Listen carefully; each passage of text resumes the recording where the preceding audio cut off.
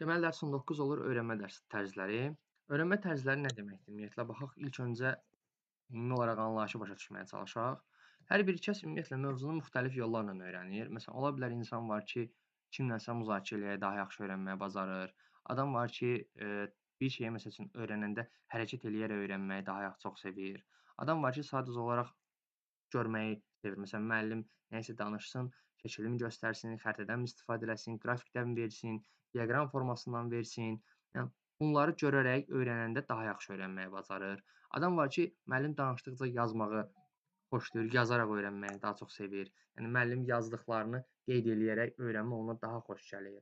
Adam var ki, məsələn deyirəm, müəllim danışanda ona diqqətlə qulaq asır və öyrənmə ona bəs eləyir. Yəni bu formada öyrənmə ona bəs eləyir. Yəni heç bir əlavə, nətər deyim, öyrənmə tipinə öyrənməklə bağlı hər hansısa bir şey ona bəs lazım olmur da. Yəni sadəcə qulaq asır və bu qulaq asma anında müəllimin dediklərini tam olaraq dərk edə bilir və bunların hər biri, yəni gördüyümüz həyatda gördüyümüz şeylərdir. Sadəcə olaraq bunları belə deyək də, bir çərçivəyə salırıq, nə olduğunu başa düşməyə çalışırıq ki, bunların hər biri insanların öyrənmə tərzləridir və hər bir insan müxtəlif öyrənmə tərzinə malikdir və biz sinif mühitində bu müxtəlif öyrənmə tərzinə malik olan uşaqların hər birini görə bilərik və biz əsas olaraq burada 4 dənə öyrənmə tərzini öyrənəcəyik bu günlər. 4 dənə öyrənmə tərzi hansılardır? Yəni misallar gətirib əvvəlcədən bildirdiyimə uyğun olaraq deyək ki, birinci olanlar nə oldu? Birinci olan oldu vizual, görərək öyrənirlər. O dediyim şəkillərin sxemlə görməyi daha çox sevirlər. Görəndə daha yaxşı başa düşürlər. Bunlar vizual öyrənənlərdir. Audial nə idi? O sadəcə olaraq müəllimə qulaq asıb eşitdiklərini yadda saxlayanlar idi. Bunlar audial, səslə öyrənənlərdir. Və audial olanlar daha çox müzakirəni falan da sevirlər. Müzakirələrdə iştirak eləyərək öyrənirlər. Kinestetik olanlar nələrdir? Kinestetik olanlar hərəkət eləyərək öyrənənlərdir, toxunaraq öyrənənlərdir. Daha çox praktiki olaraq tətbiqdən keçirdərək nəyisə öyrənənlər kinestetik öyrənənlər sayılır. Oxuyub yazaraq öyrənənlər isə sadəcə olaraq oxuyaraq, yəni özləri oxuyub dərk eləyərək və sadəcə olaraq qeydlər götürərək, yazaraq öyrənənlər isə oxuyub yazaraq öyrənənlərdir. Yəni çox vaxt oxuyub yazaraq öyrənənlərə heç kim lazım olmaya da bilər. Yəni onlar müəllimsiz belə oxuduqları şeyləri özləri rahat formada dərk eləyə bilirlər bəzən. Belə, bu öyrənmə tərzlərinin ümumi siyahısı, belə deyək, adları. Gələk indi hər birinin xüsusiyyətlərinə, hər birinin xüsusiyyəti nədir? İlk olaraq baxaq vizual öyrənənlərə. Vizual öyrənənlər dedik ki, görə öyrənənlərdir. Məlumatı əldə etmək üçün onlar mütləq formada həmin məlumatla bağlı nələrisə görməlidirlər. Yəni burada şəkilmi görə bilərlər, xəritəmi, qrafikmi, diaqrammı, bir sxemmi, hər nə isə görərək, yəni məlumat öyrənəndə onunla bağlı bir şeyi görərək öyrənəndə daha yaxşı öyrənə bilirlər. Məlumatı daha çox görməyə üstünlük verirlər. Göz yaddaşları daha yaxşı onların. Onlar öyrəndiklərini təsəvvürlərində vizuallaşdırırlar. Yəni təsəvvürlərində canlandırmağı daha çox xoşlayırlar. Qrafiklərdən, diaqramlardan, şəkil və xəritələrlə işləməyi daha çox xoşlayırlar vizual öyrənənlər. Yəni bunların öyrənmə strategiyasına belə deyək, uyğundur bu şeyləri eləmək. Sonra üsullar hansılardır? Yəni həmin öyrənməni şagirdlərdə deyək ki, görürük ki, vizual öyrənəndir və onda daha yaxşı öyrənməni inkişaf elətdirmək üçün biz rənglərlə işləməyi şagirdlərə tövsiyə edə bilərik. Yəni o formada işimizi qura bilərik. Sonra şəkilli kartlardan istifadə edə bilərik onların öyrənməsi üçün. Qeydlərin şəklini çəkməyi tapşıra bilərik onlara və yaxud da rəngli yapışqanlı kağızlardan istifadə edə bilərik. Yəni vizual öyrənənlər üçün. Belə. Yəni bu da onlar üçün istifadə etdiyimiz üsullardır. Elə çətin deyil. Ümumi olaraq vizual öyrənmənin nə olduğunu başa düşsək, yəni ona uyğun olan suallarda tapmaqda çətinlik çəkməyəcəyik. Onsuz da elə çox sual düşmür. Sadəcə mövzudur və bunu biz bilməliyik. Hə, bir də onu deyək ki, əvvəldə deyim elə, sonda olmamışdan qabaq. Biz öyrənməni niyə öyrənirik? Yəni öyrənmə tərzlərinə niyə bağlı məlumat alırıq bir müəllim olaraq? Ona görə öyrənmə tərzləri ilə bağlı məlumat alırıq ki, şagirdlərin hansı öyrənmə tərzinə malik olduğunu bilək və dərsi ona uyğun planlaşdıraq. Bizim məqsədimiz şagirdlərin hansı öyrənmə tərzinə malik olduğunu bilmək, eləcə bilməyimiz deyil. Strategiyamızı, dərsimizi ona uyğun qurmağımızdır. Yəni öyrənmə tərzini öyrənməkdən məqsəd, bilməkdən məqsəd odur ki, biz strategiyamızı ona uyğun müəyyənləşdirək. Yəni şagirdin hansı öyrənmə tərzinə malik olmağı əsas deyil. Yəni bu şagird deyək ki, audial öyrənir, bu şagird vizual öyrənir. Hə, bildim. Yox, bununla məsələ bitmir. Yəni məsələ onda başlayır ki, sən bildiyini yaxşı elədin və ona uyğun olaraq da strategiyanı qur, strategiyanı müəyyənləşdir və dərsi elə qurmalısan ki, bütün öyrənmə tərzinə malik uşaqlar dərsdə sıxılmasınlar. Hər biri nə isə öyrənə bilsin. Gəldik indi ikinciyə. İkinci nədir? İkinci audialdır. Audiallar dedik ki, daha çox mühazirələrlə, ondan sonra müzakirələrlə öyrənənlərdir. Bax, mühazirə və müzakirələrlə öyrənirlər, dinləyərək öyrənənlər, danışaraq öyrənənlər olur nə? Audial. Audiallar nəyə xoşlayırlar? Audiallar üçün daha çox ucadan oxumaq xoşlarına gəlir, sonra danışaraq öyrənmək xoşlarına gəlir və yaxud da ki, bir vasitə, hər hansısa bir vasitə ilə öyrəndikləri məlumatları dinləməyə xoşlayırlar. Sonra informasiyaları digərlərindən dinləməyə üstünlük verirlər, yəni danışaraq öyrənməyə üstünlük verirlər. Eşitdiklərini daha yaxşı yadda saxlaya bilirlər. Adam var, göz yaddaşı güclüdür. Yəni ona nəyisə göstərəndə daha yaxşı yadda qalır. O vizual idi. Adam var, qulaq yaddaşı güclüdür. O eşitdiyi şeyi daha yaxşı yadda saxlaya bilir. Bunlar audial öyrənənlərdir.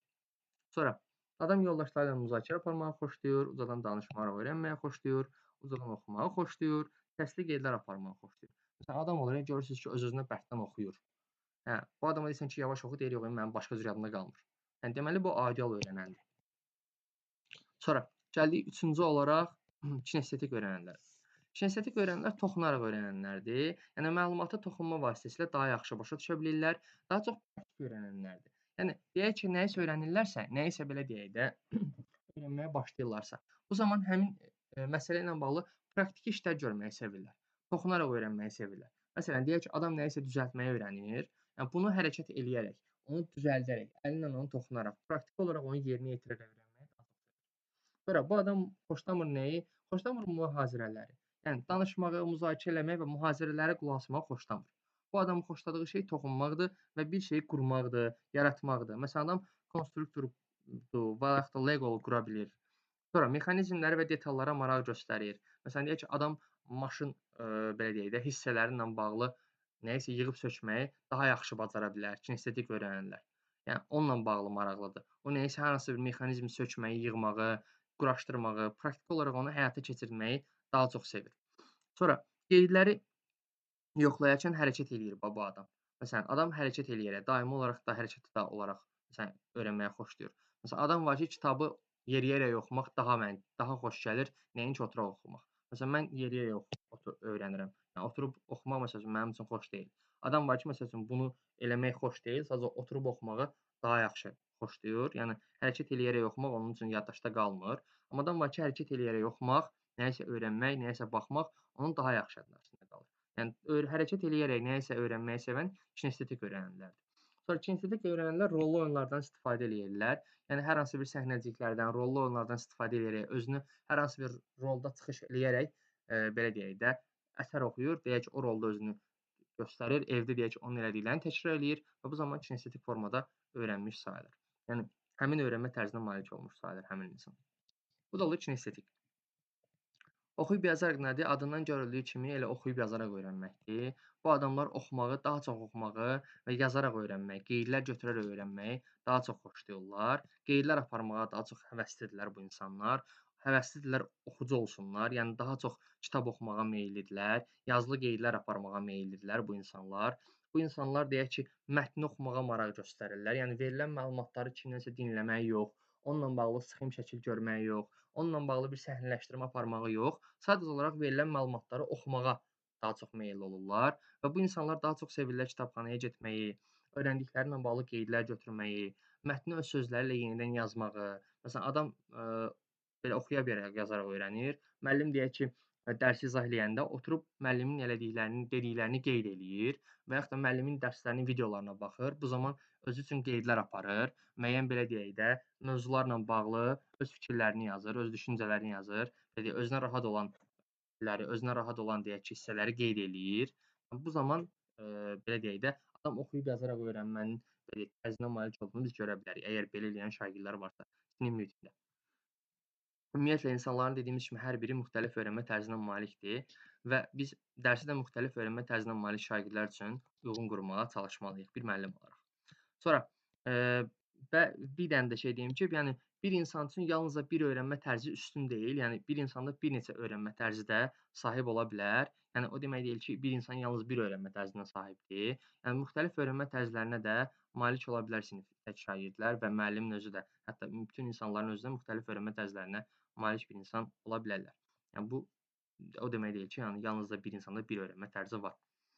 Belə və dediyi kimi müəllimin də əsas işi öyrənməklə bağlı, öyrənmə tərzlərindən bağlı, onunla bağlı məlumatlı olmaq, öyrənmə tərzlərinin nələr olduğunu bilmək və bu şagirdlərdə öyrənmə tərzlərini yalnızca tapmaq demək deyil ki, uşaq vizual öyrənəndir. Hə, okey, qurtardı. Bununla iş bitmir.